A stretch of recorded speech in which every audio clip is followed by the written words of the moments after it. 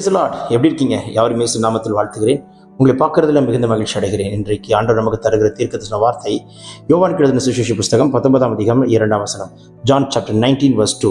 போர் சேவகர் முற்களினால் ஒரு முடியை பின்னி அவர் சிரசின் மேல் வைத்து சிவப்பான ஒரு அங்கி அவருக்கு உடுத்தி. இப்படி ஒரு கடினமான பாதைக்குள் கிறிஸ்து கடந்து வந்தார். முள்முடி சூட்டப்பட்ட கிறிஸ்து. முள்முடி சூட்டப்பட்ட கிறிஸ்துவனுடைய நோக்கம் எதற்காக? நம்மளுடைய சாபத்தை முறிப்பதற்காக. முள்ளும் குறுக்கும் முளைப்பிக்க நிலம் சவிக்கப்பட்டது என்று வேதம் சொல்கிறது. அப்படி முள்ளும் குறுப்புக்கும் முளைப்பிக்கப்பட்ட அந்த முள் என்பதே சாபத்தை குறிக்கிறது.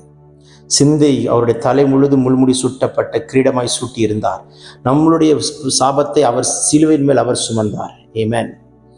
எத்தனை சாபங்கள் இருக்கு தெரியுமா? குடும்பத்தில் கணவன் மனைவிக்குள்ள இருக்கிற சண்டைகள், பிரிவினைகள், குடும்ப வாழ்க்கை உடைந்து போய், இரண்டாவது வாழ்க்கையை உடைந்து போய் எத்தனை சாபம் தெரியுமா? அது பிள்ளைகளை தாக்குகிறது.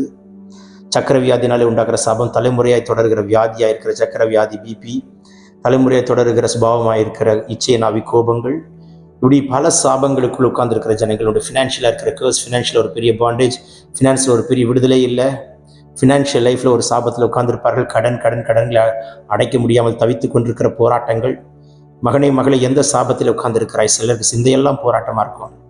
சிந்தையெல்லாம் ஒரே போராட்டமாக இருக்கு. அவர் தலையில் முள்முடி சூட்டப்படும் போது தலையெல்லாம் முற்கள் குத்தி குத்தி குத்தி தலைவேதனையில் ரத்தம் வடிந்து கொண்டிருக்கிற போராட்டமான சூழ்நிலைகளை கிறிஸ்து தாண்டினாரே.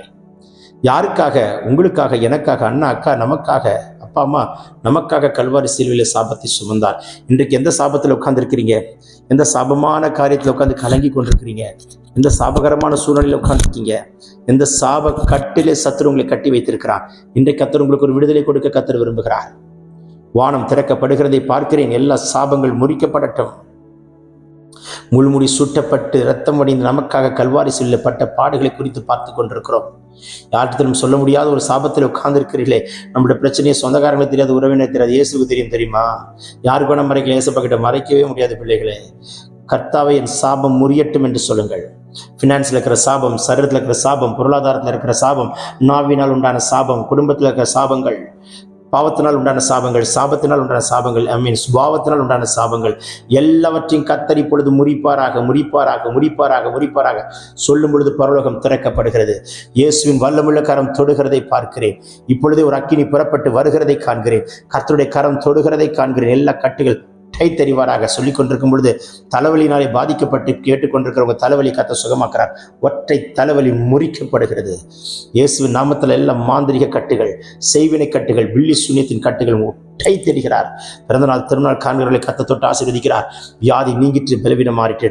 Take this prophetic word, receive it in Jesus' name. Amen, amen. God bless you. Have a blessed day.